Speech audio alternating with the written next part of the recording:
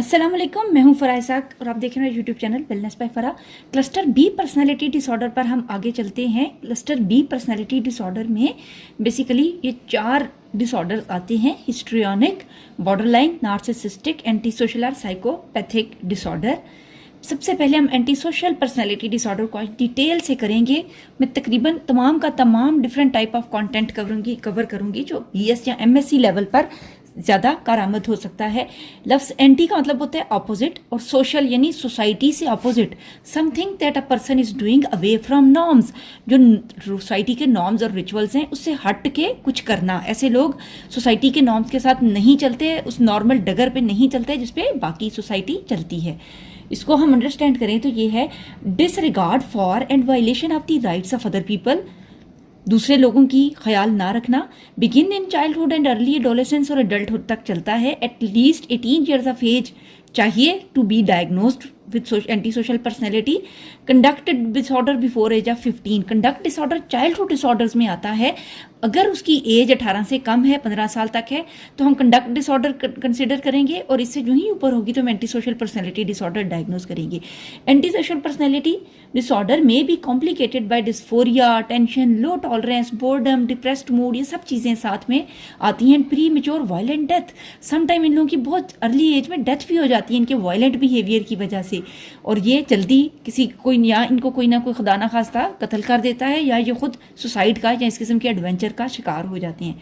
जो इनकी अक्रेंस है जो हमें नज़र आती है वो इस तरह से है कि मुख्तलिफ स्टडीज़ बताती हैं कि ये लोग वेपन्स में, सेक्सुअल एक्टिविटीज़ में, फिजिकल क्रूअल एक्टिविटीज़ में, डिस्ट्रॉइंग अदर्स प्रॉपर्टी, ऑफन लाइड, ये डिफरेंट किस्म के सोशल कंडक्ट से रिलेटेड डिसऑर्डर्स हैं जो कि एंटी सोशल पर्सनैलिटीज़ में पाए जाते हैं। चाइल्डहुड क्राइटेरिया, ये एडल्ट क्राइटेरिया है। अक्सर आप पिक्चर्स देखते हैं ना या वीडियोस देखते हैं जिसमें कुछ बच्चे किसी बतख को, भेड़ या बकरी को ऐसे तशद्दुद का निशाना बना रहे हैं और लोगों को तकलीफ पहुंचाकर, यानी पेन इन्फ्लिक्ट करके, इंड्यूस करके, दूसरों को तकलीफ पहुंचाकर इनको खुशी महसूस होती है, जिनका स्पेशल ट्रेट होता है। और इस तरह ये सोसाइटी के जो कन्फर्म्ड नॉर्म्स हैं, मॉरल्स और एथिकल वैल्यूज़ हैं, उनको ये कंसिडर नहीं करते, इररिस्पॉन्सिबल होते हैं। क्रिमिनल टेंडेंसी बहुत ज़्यादा होती है। जैसे हमें नज़र आ रहा है कि इनकी जो मीन एवरेज है ये 5 ईयर्स, काफ़ी ज़्यादा हमें नज़र आ रही है कि ये एंटी सोशल में higher than 5 is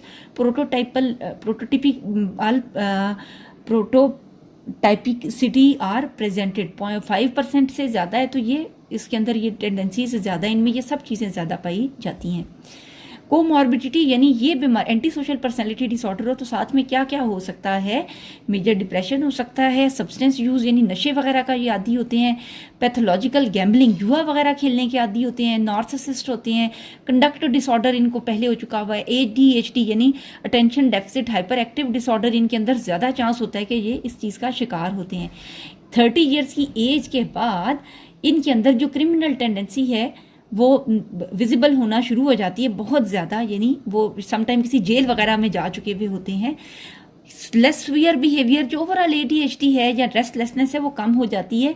substance use भी कम हो जाता है, यानी 30 के बाद ये बीमारी सबसाइड करना शुरू कर देती है। अगर हम इटियोलॉजी पे आएँ तो रीजंस क्या हैं? साइकोडायनेमिक या फ्राइड क्या कहते हैं इस बारे में?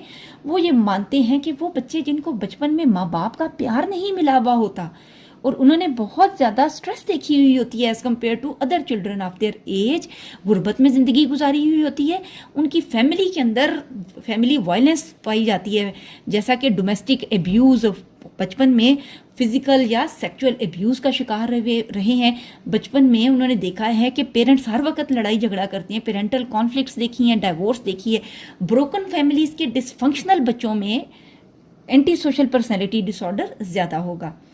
बिहेवियरल थेरिस्ट यानी लर्निंग थेरिस्ट क्या कहते हैं कि किस तरह लर्न करते हैं, कैसे इन्वायरमेंट असर करता है एंटी सोशल बिहेवियर्स के ऊपर। वो ये मानते हैं मॉडलिंग की वजह से कि चूंकि वो डिसफंक्शनल फैमिलीज़ का हिस्सा होते हैं और उन्होंने खुद वायलेंस और कॉन्फ्लिक्ट और डिसफंक्शन देखा हुआ होता है, तो वो यही पैटर्न सीखते हैं, अडॉप्ट करते हैं, इमिटेट करते हैं।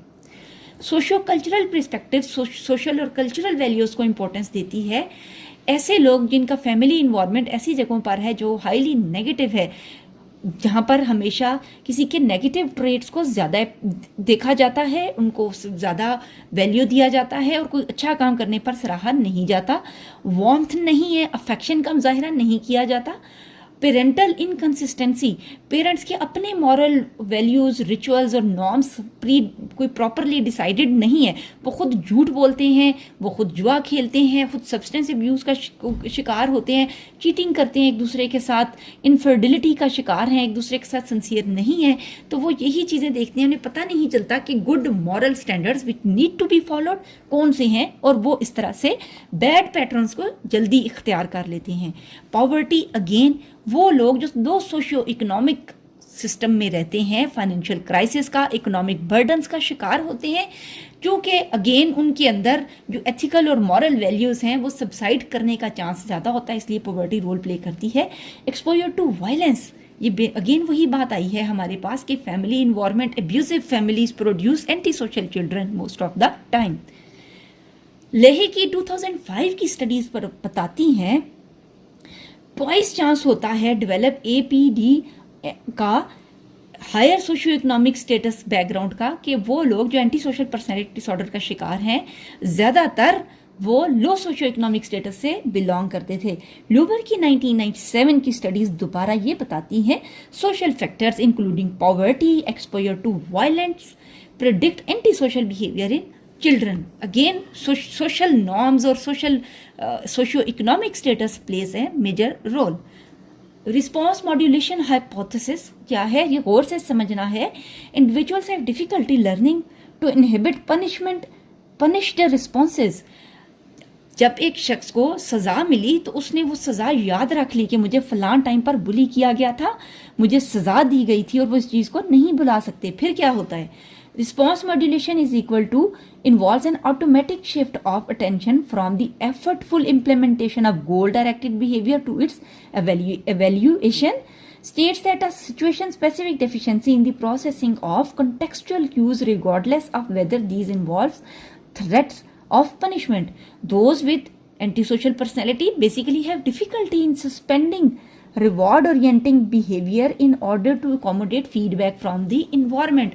ऐसे लोग, रिस्पॉन्स मॉड्यूलेशन क्या कहता है कि एंटी सोशल पर्सनैलिटी वाले लोग पनिशमेंट्स को और बैड जेस्चर्स को ज़्यादा याद रखते हैं और उससे रिलेटेड क्यूज़ को ज़्यादा जमा करते हैं as compared to something that is positive going to happen around them. वो उन चीज़ों को याद नहीं रखते हैं। Emotion and psychopathy, they are unable to avoid negative consequences of social misbehaviour. उनको नहीं पता चलता कि हमने नेगेटिव कॉन्सिक्वेंसेज को, उनकी वो जो अभी बिहेवियर शो कर रहे हैं इसका नतीजा क्या निकलेगा, कॉन्सिक्वेंसेज है, नताइज क्या निकलेंगे, उनको पहले से वो they can not anticipate the results के नतीजा क्या निकलने वाला है। इसीलिए we are chronic law breaker, बार बार एक ही तरह की गलती करते हैं, कॉन्सिक्वेंसेज की और रिजल्ट्स को मद्देनजर नहीं रखते हैं। रिस्पॉन्स मॉड्यूलेशन उसके अलावा क्या कहता है, they do not experience conditioned fear response. एक कंडीशनड फियर रिस्पॉन्स है, हमें ऑलरेडी पता है कि हम इशारा तोड़ेंगे तो आगे कैमरा लगा हुआ होगा, हमारी गाड़ी जब्त हो सकती है, हमारा ड्राइविंग लाइसेंस कैप्चर हो सकता है और हमें पनिशमेंट मिल सकती है।